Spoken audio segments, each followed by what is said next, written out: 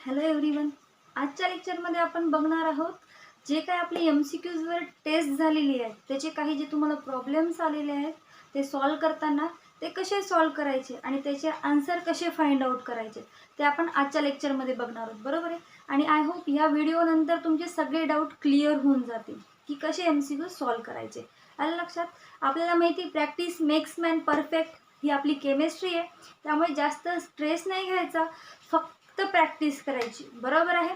कारण की आणि त्याला दिवसातून एकदा काय करायचं, रिव्हिजन द्यायचं. कारण की आपल्याला माहिती केमिस्ट्रीचं नेचर कसं असते, होलाटाईल.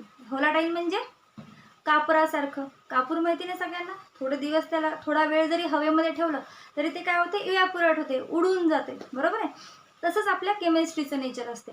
ते पूर्ण म्हणजे त्याला उडून जाण्याच्या आधी आपल्याला काय करावं लागतं, त्याला एअरटाईट कंटेनरमध्ये फिट करावं लागतं, हवाबंद डब्यामध्ये ठेवून द्यावं लागेल. आणि ते आपला हवाबंद डब्बा म्हणजे कोणता असते, आपलं ब्रेन, बरोबर आहे. त्यामुळे थोडी प्रॅक्टिस करत जा, दिवसातून टाईम काढून जे काही आपले फॉर्म्युले असतील किंवा कन्सेप्ट असतील त्याला फक्त जरी तुमचा अभ्यास नाही झाला तरी रोज एकदा तरी ओव्हरलुक करायचं. आलं लक्षात? जेणेकरून तुमच्या डोक्यामध्ये त्या आयडियाज राहतील आणि तुम्ही ते विसरणार नाही. ओके, चला आता आपण बघू. पहिला प्रश्न, दुसरा प्रश्न आणि तिसरा प्रश्न तुमचे सोपे होते, बरोबर आहे. n=3 असेल तर त्याची एनर्जी लेवल कोणती असती, प्रिन्सिपल क्वांटम नंबर कोणता असतो, त्याला काय नाव असेल, त्याचं आन्सर येते यल, बरोबर आहे. नंतर 3s नंतर कोणती दुसरं ऑर्बिट येते ह्याचे आन्सर तुम्हाला येते. कारण की 1s नंतर काय असते, 2s नंतर 2p नंतर 3s नंतर 3d. हे 3D काय झालं त्याचा आन्सर, बरोबर आहे. आणि कारण की ट्रिक्समध्ये आपण ते शिकलेलं होतं. ट्रिक्स काय म्हणते की ऑर्बिटल्सची lower energy to higher energy arrangement कशी आहे हे आपण कन्सेप्ट कशामध्ये शिकलेले आहोत, ट्रिक्समध्ये, बरोबर आहे. त्यामुळे तुम्हाला त्या ट्रिक्सनुसार एनर्जी कशी फील करायची किंवा इलेक्ट्रॉन त्या ऑर्बिटल्समध्ये कसे फील करायचे हे तुम्हाला नक्की आलेले असतील किंवा त्याच्यामध्ये तुम्हाला काही डाऊट नसेल, बरोबर आहे. तर आता बघू त्याचा नेक्स्ट क्वेश्चन, बरोबर आहे.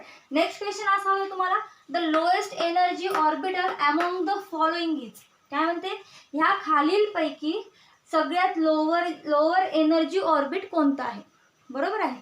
आता बघा, लोअर एनर्जी ऑर्बिट आपल्याला माहिती एनर्जीमध्ये ऑर्बिटमध्ये एनर्जी किती आहे त्याला आपण लोअर टू हायर कसं अरेंज करतो त्याचा एक आपल्याला फॉर्म्युला माहिती आणि रूल पण बघितला आपण. तो कोणता होता रूल सांगा,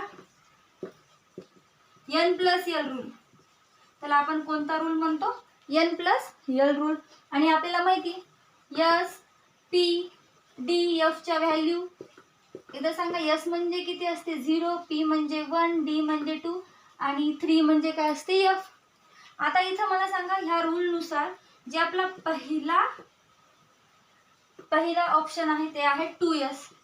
आता ह्या ठिकाणी टाका, n ची व्हॅल्यू 2 आहे, s ची व्हॅल्यू किती आहे 0, म्हणजे ह्याचा आन्सर येते 2. नंतर बी ऑप्शन आहे 2p. ह्या ठिकाणी n ची व्हॅल्यू 2 आहे आणि p ची व्हॅल्यू किती आहे 1, म्हणजे किती येणार 3. नंतर c 3s. ह्या ठिकाणी सुद्धा n ची व्हॅल्यू 3 आहे आणि s ची व्हॅल्यू किती आहे 0, म्हणजे किती येणार आन्सर 3. आणि d आन्सर काय 3p. 3 म्हणजे n ची व्हॅल्यू आणि p म्हणजे 1 = 4. आता मला सांगा 2 लहान आहे, 3 लहान आहे, 3 लहान आहे की 4 लहान आहे.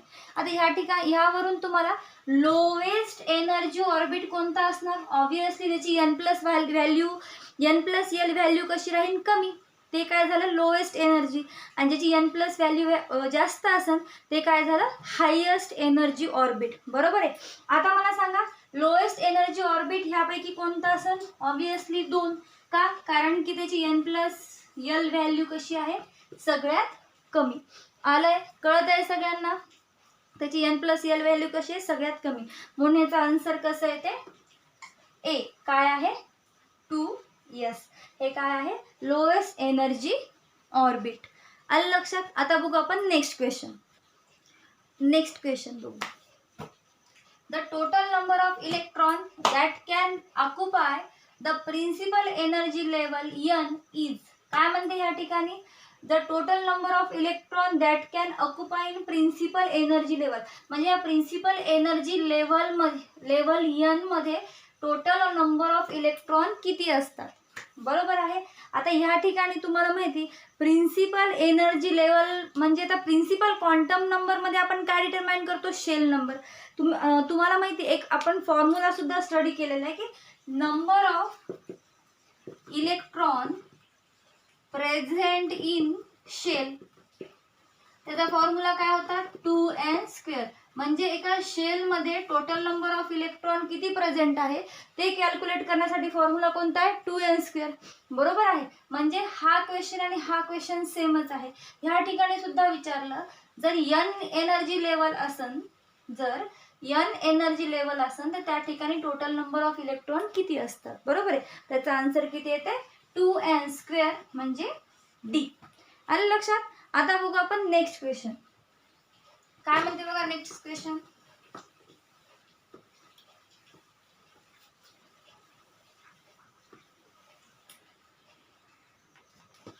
ठीक आहे बघा. For an electron with angular quantum number L is equal to 2. काय म्हणते, जर समजा एखाद्या ॲटमच्या इलेक्ट्रॉनची अँग्युलर क्वांटम नंबर, आता हे तुम्हाला माहित असायला पाहिजे की अँग्युलर क्वांटम नंबर म्हणजेच कोणता, ॲझिमुथल क्वांटम नंबर. बरोबर आहे. अँग्युलर क्वांटम नंबर म्हणजेच कोणता आहे, ॲझिमुथल क्वांटम नंबर. तर azimuthal quantum number L is equal to 2 असन तर magnetic quantum number can have, त्याच्यामध्ये किती ऑर्बिटल्स असतील, 5 ऑर्बिट्स, 3 ऑर्बिट्स, नो ऑर्बिट्स और इन्फानाइट ऑर्बिट्स असे त्याचे ऑप्शन आहेत. आता आपण बघू. आपल्याला माहिती L ची व्हॅल्यू जर 2 असन तर M ची व्हॅल्यू किती येते, म्हणजे मॅग्नेटिक क्वांटम नंबर किती येते, त्याची व्हॅल्यू आपण कसं काढतो, -L टू +L. बरोबर आहे. आता L ची व्हॅल्यू तुम्हाला माहिती किती आहे 2, मग कसं येणार -2 -1 0 +1 +2. आता मोजा 1 2 3 4 5 म्हणजे टोटल किती झाली 5. म्हणजे जर अँग्युलर क्वांटम नंबर 2 असन तर त्यासाठी मॅग्नेटिक क्वांटम नंबर किती असेल 5 ऑर्बिटल. म्हणजे त्याचा आन्सर काय ते 1 ऑफ 5 पॉसिबल व्हॅल्यूज. त्याच्या किती व्हॅल्यूज येतात 5 व्हॅल्यूज. कोणत्या कोणत्या असतील मग त्या 5 व्हॅल्यू, -2 -1 0 +1 आणि +2 अशा त्याच्या किती व्हॅल्यू राहतील 5. आलं लक्षात. आता तुम्ही ह्याच्यामध्ये अजून ट्राय करू शकता. L ची व्हॅल्यू चेंज करा. जर L ची व्हॅल्यू तुम्ही 1 घेतली, आता इथं L ची व्हॅल्यू समजा आपण 1 घेतली तर कसं येणार -L टू +L, -1 0 +1 ह्याची व्हॅल्यू किती येईल 3. जर L ची व्हॅल्यू तुम्ही 3 घेतली तर कसं येणार -3 -2 -1 0 +1 +2 +3 म्हणजे किती येतात बघा टोटल व्हॅल्यू येतात 7. म्हणजे अशी तुम्ही प्रॅक्टिस करायची जेणेकरून तुमच्या ह्या आयडियाज कशा राहतील क्लिअर. आता बघू आपण आपला next question. A 3p electron have possible magnetic quantum number values of. आता हे बघा आधीचा जो क्वेश्चन बघितला तसाच आहे पण हा थोडासा कसा विचारलेला आहे फिरवून. या ठिकाणी काय विचारलं, जर 3p इलेक्ट्रॉन असेल तर 3p electron have possible magnetic quantum number value. त्या ठिकाणी तुम्हाला विचारलं होतं L ची व्हॅल्यू, त्यांनी ॲझिमुथल दिलं होतं डायरेक्टली ॲझिमुथल क्वांटम नंबरची L ची व्हॅल्यू दिली होती, त्यावरून आपण डायरेक्ट M ची व्हॅल्यू कॅल्क्युलेट केली होती. पण ह्या ठिकाणी काय केलं थोडंसं फिरवून विचारलं. ह्या ठिकाणी त्यांनी काय विचारलं 3p. पण तुम्हाला ही माहीत असायला पाहिजे p म्हणजे कोणतं, p म्हणजे L ची व्हॅल्यू काय असते, p मध्ये p सबशेल असेल तर L ची व्हॅल्यू किती असते 1. बरोबर आहे. मग 1 L ची व्हॅल्यू जर 1 असेल तर M ची व्हॅल्यू कशी असणार -L टू +L. बरोबर आहे. म्हणजे p कळत आहे का 3p साठी p म्हणजे सबशेल, या p सबशेल साठी L ची व्हॅल्यू किती असते ॲझिमुथल क्वांटम नंबरची 1 आणि M ची व्हॅल्यू म्हणजे मॅग्नेटिक क्वांटम नंबरची व्हॅल्यू आपण कशी काढतो -L टू +L. तर पुटअप करा. L ची व्हॅल्यू किती 1 म्हणजे -1 0 +1 हे काय राहील त्याचं आन्सर काय राहील -1 0 +1. त्याचे ऑप्शन असे होते 3 and 6 -2 -1 0 1 -1 0 +1 किंवा -2 -1 0 +1 +2. त्याचा राईट आन्सर किती येते हे -1 0 +1. आलं लक्षात? ह्या गोष्टी लक्षात ठेवायच्या, बरोबर आहे. नेक्स्ट क्वेश्चन असा होता, the shape of yes orbital is. काय असते सांगा बरं पटकन. यस ऑर्बिटल ऐकलं तुमच्या तोंडातून नाव निघालं पाहिजे. यस ऑर्बिटलचा शेप कसा असतो? स्पेरिकल. पी ऑर्बिटलचा कसा असतो? डम्बेल. डी ऑर्बिटलचा कसा असतो? Double dumbbell. आणि एफ ऑर्बिटलचा कसा असतो? कॉम्प्लिकेटेड. आणि लक्षात. मग ह्या ठिकाणी कशाचं विचारलं? यस ऑर्बिटलचा शेप. तर यस ऑर्बिटलचा शेप कसा असेल? स्पेरिकल. कसा राहील? स्पेरिकल. हे काय झालं त्याचं आन्सर. राहील लक्षात. आता बघू आपला नेक्स्ट क्वेश्चन. काय म्हणतो question? The calcium has atomic number 20. काय म्हणतो? कॅल्शियमचा ॲटॉमिक नंबर 20 आहे. A stable calcium atom has an electronic configuration. Simply थोडासा फिरून विचारलेला, त्याच्यामध्ये फक्त एवढंच विचारलं त्यांनी, जर कॅल्शियमचा ॲटॉमिक नंबर 20 असेल तर त्याचं इलेक्ट्रॉनिक कॉन्फिगरेशन काय असेल. बरोबर आहे. ट्रिक लक्षात आहे. ट्रिक लक्षात आहे. काय म्हणते? आपल्याला काय करायचंय? ट्रिक करून lower energy to higher energy त्याला अरेंज करायचंय. बरोबर आहे. अरेंज करत असताना काय करणार मग? तुम्हाला तेवढं पाठच असेल. पहिल्यांदा काय तर S P D F repeat करते एकदा, नीट लक्षात द्यायचं. बरोबर आहे. आता तुमच्या MCQs मध्ये ह्या ट्रिकवर जेवढे काही क्वेश्चन आहेत ते आपण लगेच सॉल्व्ह करून घेऊ. कशाचे? इलेक्ट्रॉनिक कॉन्फिगरेशनचे. ओके. काय करणार? 2 एस दिसत आहे सगळ्यांना. नंतर उलट पी एस. ओके. नंतर गुड डी पी एस. नंतर एफ डी पी एस. राहिलं का बघा? एस दोनदा क्वीन्स. P S D P S. आपल्याला माहिती एफ से फक्त ही एक ट्रिक आहे जेणेकरून तुम्हाला 1S नंतर काय येते, 2S नंतर काय येते, 3S नंतर काय येते हे क्विकली लक्षात या. आणि अरेंज करायला सोपी आहे. आपल्याला माहिती यस सबशेल पहिल्या शेल पासून स्टार्ट आहे. बरोबर आहे. म्हणून यस कुठून स्टार्ट करायचं? 1 2 3 4 5 6 7 आणि 8. पुढे घेते 8. डबे करून टाकू.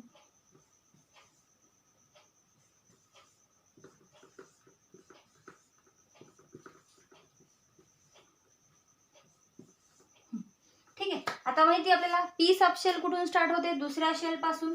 मग इथं 2 3 4 5 6 and 7. ओके. नंतर डी सबशेल तिसऱ्या शेल पासून. मग नंतर 3 4 5 6. आणि आपल्याला माहिती एफ सबशेल कुठून होते? चौथ्या शेल पासून. 4 5. आलं लक्षात? हेच आपली काय आहे? अरेंजमेंट. म्हणजे पहिल्यांदा 1S, नंतर 2S, 2P, 3S, 3P, 4S, नंतर 3D, नंतर 4P, 5S, 4D. अशी काय आहे? आपल्याला इलेक्ट्रॉन फिल करत राहायचे. ह्या ठिकाणी काय सांगितलं त्याने? ॲटॉमिक नंबर किती आहे? 20. काय आहे? 20. आणि आपल्याला ही गोष्ट माहिती, जर एस सबशेल असेल पी डी आणि एफ. बरोबर आहे. एस सबशेल मध्ये मॅक्झिमम किती इलेक्ट्रॉन फिल होतात? 2. पी सबशेल मध्ये मॅक्झिमम 6, डी मध्ये मॅक्झिमम 10 आणि एफ मध्ये मॅक्झिमम किती होतात? 14. एवढेच आपण इलेक्ट्रॉन त्यामध्ये फिल करू शकतो. त्याच्या जास्त फिल करता येत नाही. आलं लक्षात ही गोष्ट? आता बघू मग. ठीक आहे. हा सिक्वेन्स तर आपल्याला सगळ्यांना माहिती. आता आपण उलट जाऊ. ठीक आहे. आता बघा इथं काय? 1S2 1P6 2S2. आता ह्या ठिकाणी इथंच चुकलं. बरोबर आहे. आपल्याला माहिती एस सबशेल मध्ये मॅक्झिमम किती इलेक्ट्रॉन असतात? 2च. बरोबर आहे. ह्या ठिकाणी एस सबशेल मध्ये किती दाखवायला? 2. बरोबर आहे. आता ही गोष्ट तुम्हाला माहिती की पहिली शेल असेल. काय म्हणते? पहिली शेल.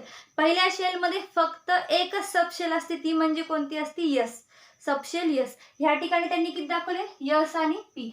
म्हणजे त्या ठिकाणी त्यांनी सांगितलं की पहिल्या शेल मध्ये, ठीक आहे, पहिल्या शेल मध्ये आपल्याला माहिती मॅक्झिमम 2च इलेक्ट्रॉन राहतात आणि एकच सबशेल राहते, ती म्हणजे यस. बरोबर आहे.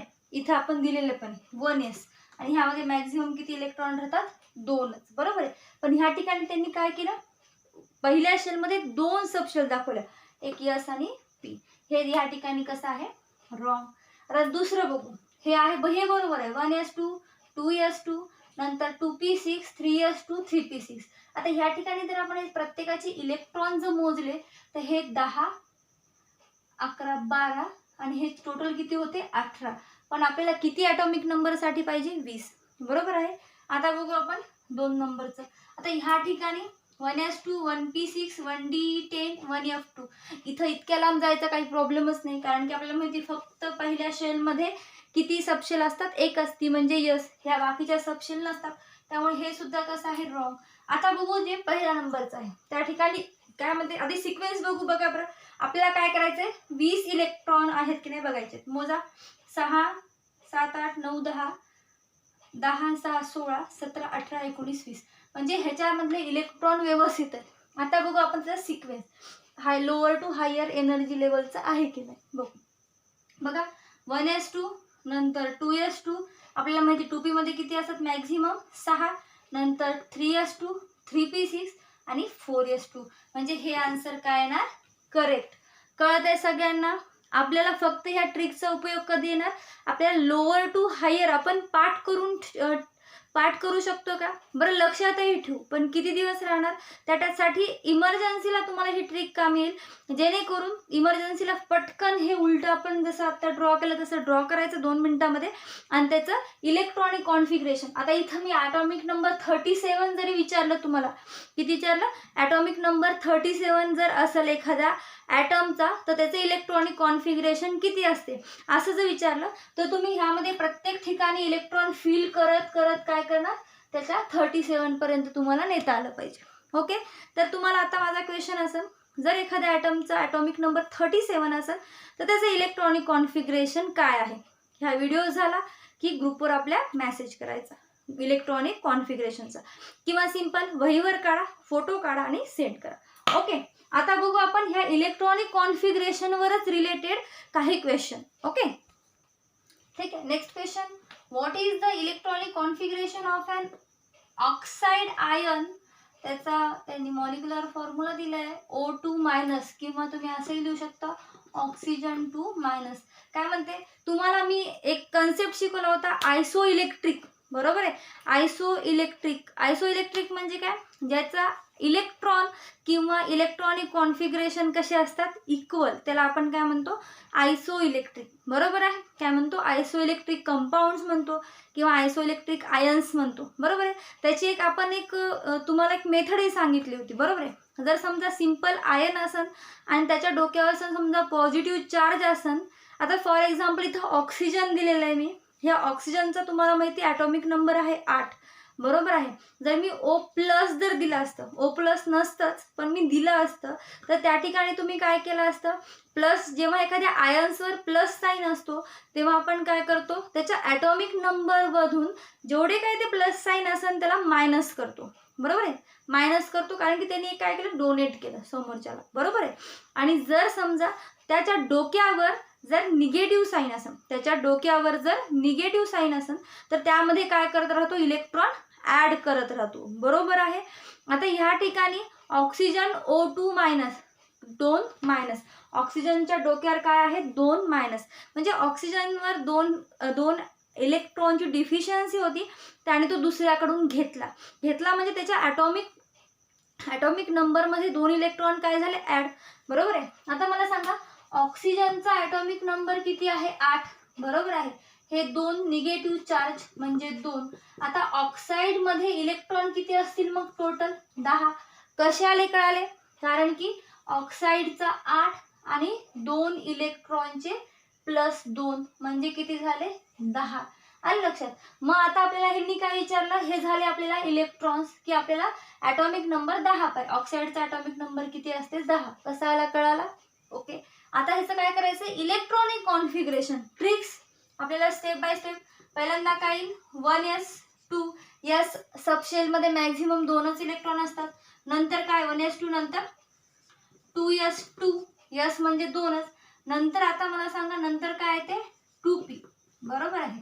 आता ह्या ठिकाणी आपल्याला किती इलेक्ट्रॉन पाहिजेत? 10. इथं बघा 2 आणि 2 4 झाले आणि आपल्याला माहिती पी ऑर्बिटल मध्ये मॅक्झिमम किती इलेक्ट्रॉन असतात? 6. म्हणजे इथं किती येणार? 6. बघा 6 7 8 9 10. हे ज्या ठिकाणी ऑप्शन असेल त्या ठिकाणचं ऑप्शन कसं राहील? करेक्ट. आलं लक्षात? कळालं? जेवढे काही निगेटिव्ह चार्ज असतील ते त्या ॲटमच्या ॲटॉमिक नंबरमध्ये प्लस करायचे. जर पॉझिटिव्ह चार्ज असेल ते त्या ॲटॉमिक नंबरमध्ये मधून मायनस करायचे. राहील लक्षात? आणि जे काही टोटल इलेक्ट्रॉन किंवा टोटल ॲटॉमिक नंबर तिथं प्रेझेंट होतील त्याची काय करायचं? इलेक्ट्रॉनिक कॉन्फिगरेशन काढायचं. ओके. आणि इलेक्ट्रॉन काउंट करायचं. आलं लक्षात? काय म्हणतो next question? The order of filling orbital is. काय म्हणते?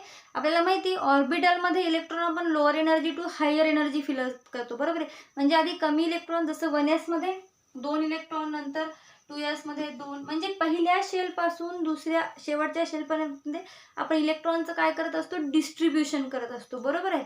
आणि त्याच्या एनर्जी लेवलनुसार ज्या ठिकाणी एनर्जी लेवल कमी असते त्याची साईज कमी असते, त्यामध्ये कमी इलेक्ट्रॉन असतात. त्याची साईज मोठी असते त्या ठिकाणी जास्त इलेक्ट्रॉन असतात, बरोबर आहे. आता त्यांनी काय दिलेलं आहे? The order of filling orbital is. आपण ह्या जो स्टेप वाईज इलेक्ट्रॉनिक कॉन्फिगरेशन करताना जे काही ऑर्बिटल्स फिल करत असतो, बरोबर आहे, ते कोणत्या सिक्वेन्सनं यापैकी करेक्ट आहे? यापैकी कोणत्या सिक्वेन्सनं ते फिल करतो? आता मला सांगा, इथं मी तुम्हाला ऑलरेडी तो सिक्वेन्स लिहून दिलेला आहे ट्रिक्स थ्रू, बरोबर आहे. आता ह्या ठिकाणी बघून मला सांगा की कोणता मॅच होतो. सांगा बरं. इथं बघा 1s बरोबर आहे, 2s बरोबर आहे, 2p बरोबर आहे, 3s 3p. ह्या ठिकाणी चेंज झाला. आधी काय पाहिजे होता? 4s, नंतर 3d, आणि 4d तर खूप लांब आहे त्यामुळे हा सिक्वेन्स चुकीचा आहे. नंतरचा सिक्वेन्स काय म्हणते परत बघू. 1s 2s 2p 3p 3d 4pd, हे पण चुकीचं आहे. आता चौथा सिक्वेन्स बघू. आता चौथा सिक्वेन्सची स्टार्टिंगच चुकीची आहे. 4p 4s 3d, त्यामुळे हा सुद्धा रॉंग आहे. राहिला प्रश्न सिक्वेन्स नंबर 3. ऑप्शन बघा तिसरं काय म्हणते मोजा बघा. 1s 2s 2p 3s 3p 4s 3d आणि 4p.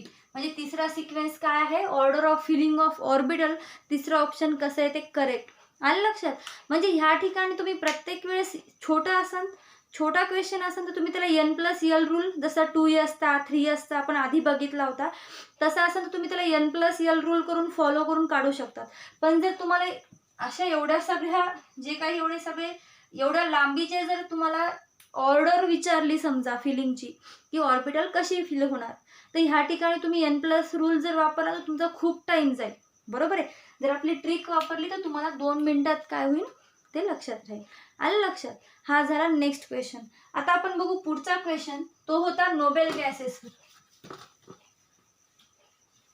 जर तुम्ही तो क्वेश्चन नीट वाचला असेल तर तुम्हाला त्याचा आन्सर लगेच येऊन जाईल. तो क्वेश्चन काय होता? Which one of the following, बघा, which one of the following is not a, काय म्हणते? Which one of the following is not a electronic configuration of an atom of a noble gas. बरोबर आहे. Nobel gas हे नाव ऐकलं तुमच्या डोक्यात click झालं पाहिजे की हा कसा असतो? स्टेबल. कारण की त्याच्या इलेक्ट्रॉन त्यामध्ये कसे असतात? फुलफिल असतात. फॉर एक्झाम्पल, म्हणजे पहिली शेल असेल, पहिल्या शेलमध्ये त्याच्या 2च इलेक्ट्रॉन असतात. दुसरी शेल असेल त्यामध्ये 8 इलेक्ट्रॉन असतात. तिसरीमध्ये 18 असतात. म्हणजे सिम्पली त्यांचं ऑक्टेट काय असतं? कंप्लीट असतं. त्यांना शेअरिंग करायला ऑप्शन नसतं. जेव्हा त्याला शेअरिंग करायला, कारण की शेअरिंगची गरज का पडती? कारण की त्याला स्वतःला काय करायचंय? स्टेबल करायचंय. त्याच्यामध्ये मॅक्झिमम इलेक्ट्रॉन त्याच्या आउटर मोस्ट शेलमध्ये आले पाहिजेत.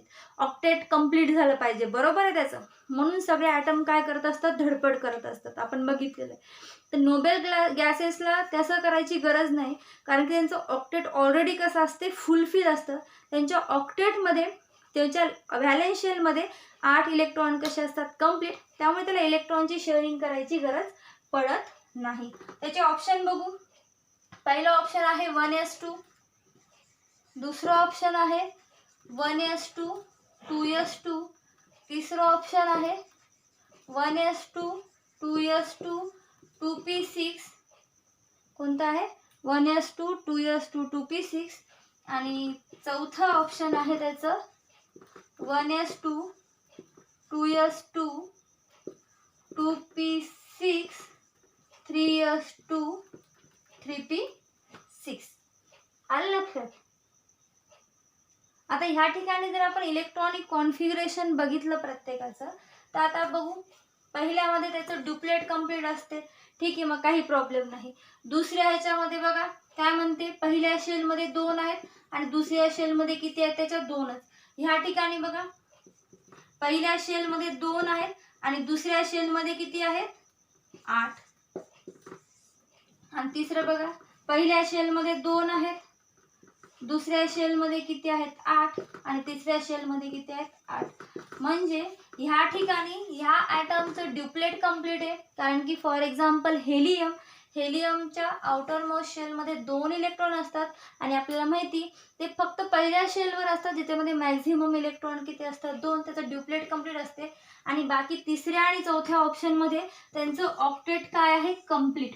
ह्या ठिकाणी दुसरं ऑप्शन असं आहे ज्या ठिकाणी 1s2 2s2 त्या ठिकाणी त्यांचं ऑक्टेट काय नाहीये कंप्लीट नाही. म्हणजेच आपला क्वेश्चन काय, which one of the following is not a electronic configuration of a atom of a noble gas.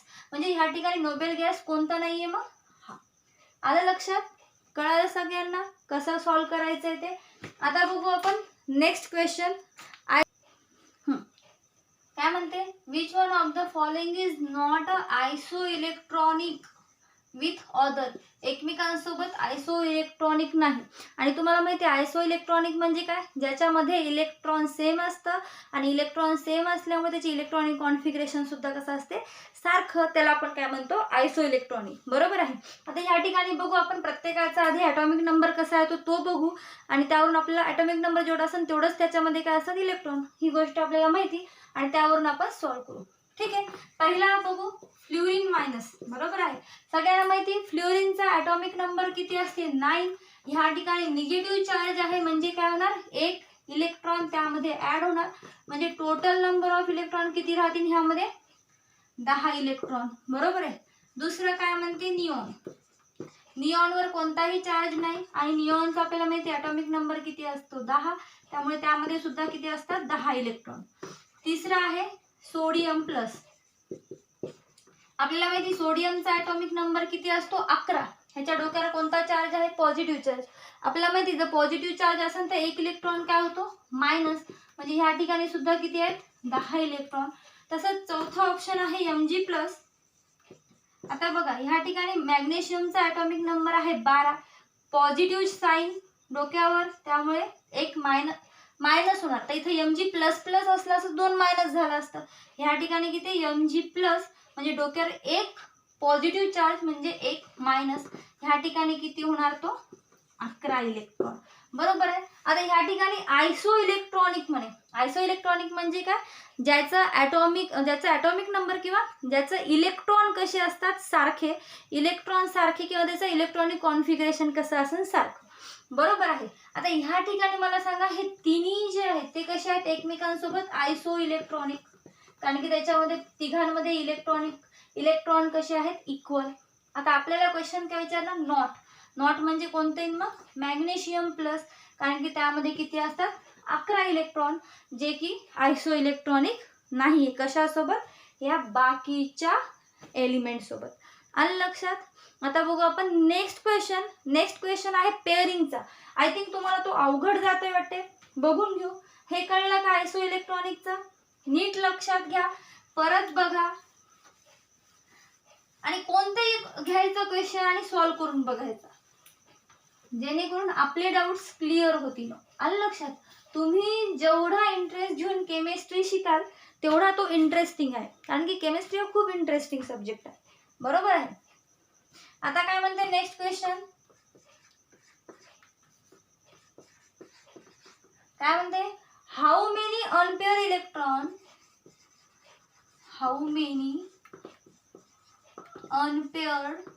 electron, how many unpaired electron does an atom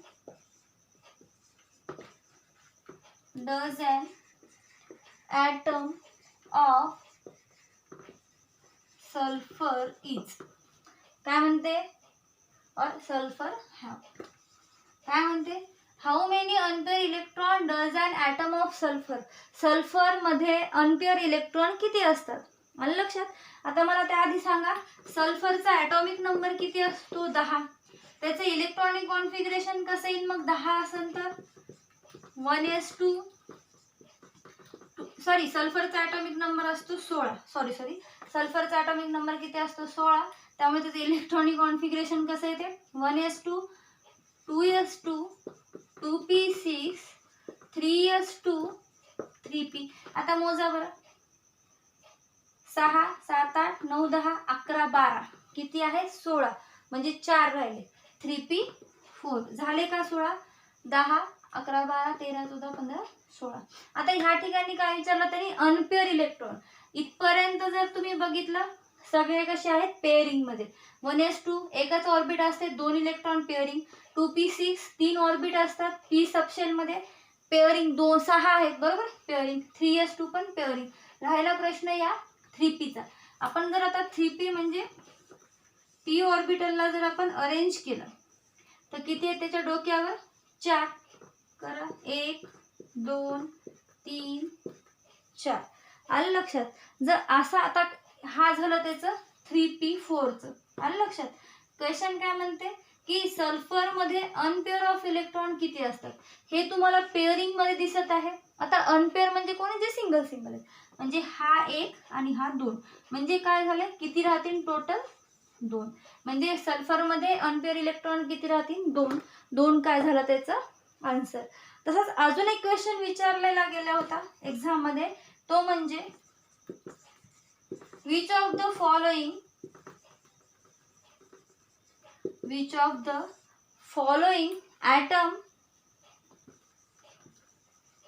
atom has 3 unpair of electron. 3 unpair of electron. काय म्हणते? which of the following atom has 3 unpair of electron? Option आहे boron, carbon, तिसरा आहे nitrogen आणि D number oxygen. Okay. आता ह्या ठिकाणी काय म्हणतं की असा ह्यापैकी असा कोणता ॲटम आहे ज्याच्यामध्ये 3 अनपेअर इलेक्ट्रॉन असतात? बघा बोरॉनचा ॲटॉमिक नंबर. आता 3 अनपेअर इलेक्ट्रॉन म्हणजे तो ऑर्बिट कोणता असेल? p. बरोबर. आपल्याला असं बघावं लागेल ज्यामध्ये किती इलेक्ट्रॉन असतात? 4 पेक्षा जास्त. कारण की कसा आहे आपला सिक्वेन्स? 1s2 2s2 नंतर 2p6 लागतं. बरोबर आहे. म्हणजे पहिले 4 इलेक्ट्रॉन कोणते ऑर्बिट कोणती सबशेल असती? s subshell. त्या ठिकाणी आपले 3 इलेक्ट्रॉन असू शकतात का? नाही. मग राहिला प्रश्न कोणता? 2p. म्हणजे असे ॲटम बघावं लागतील जे कोणत्या सबशेल मध्ये गेलेले आहेत? p सबशेल मध्ये. ओके. बोरॉनचा ॲटॉमिक नंबर 4 आहे. बरोबर आहे की 5 आहे? बोरॉनचा किती आहे ॲटॉमिक नंबर? 5. कार्बनचा किती आहे? 6. नायट्रोजनचा किती आहे? 7. आणि ऑक्सिजनचा किती आहे? 8. चला प्रत्येकाचं इलेक्ट्रॉनिक कॉन्फिगरेशन करा. बोरॉनचं किती आहे? 1s2 2s2 2p1. कार्बनचं 1s2 2s2 2p2. नायट्रोजनचं 1s2 2s2 2p3. ऑक्सिजनचं 1s2 2s2 2p4. आता जर आपण फक्त 2p ऑर्बिटल बघितलं तर ते झूम करून कसं दिसत आहे सगळ्यांना? म्हणजे फक्त 1. ठीक आहे. ह्या ठिकाणी 3 अनपेअर इलेक्ट्रॉन आहेत का? नाही. जर कार्बनचं बघितलं झूम करून p ऑर्बिटल तर ह्या ठिकाणी किती अनपेअर इलेक्ट्रॉन दिसतात तुम्हाला? फक्त 2. नायट्रोजनचं p ऑर्बिटल बघितलं तर ह्या ठिकाणी किती आहेत? 3.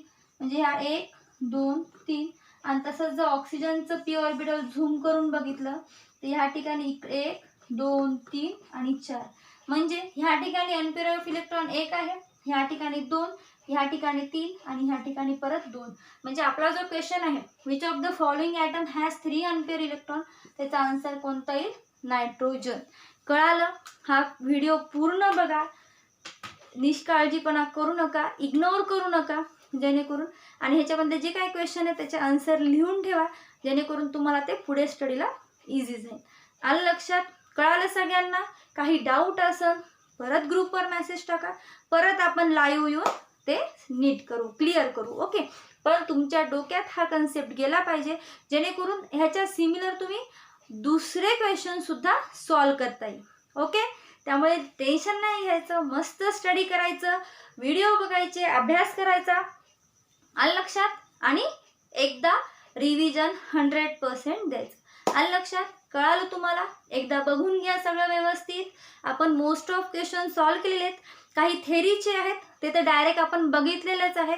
जसं पौलीज एक्सक्लुजन थेरी, त्याचा एक त्यांनी थीम, एक प्रिन्सिपलच दिलेला आहे, जे की तुम्हाला ऑलरेडी माहीत आहे. बरोबर आहे? त्यामुळे तो मी सांगितला नाही इथं. बाकी सगळे जे सॉल्व करायचे होते ते जवळपास आपले कंप्लीट झालेले आहेत. काही डाऊट असेल तर परत विचारा. चला भेटू मग पुढच्या लेक्चरमध्ये. ओके, तोपर्यंत बाय.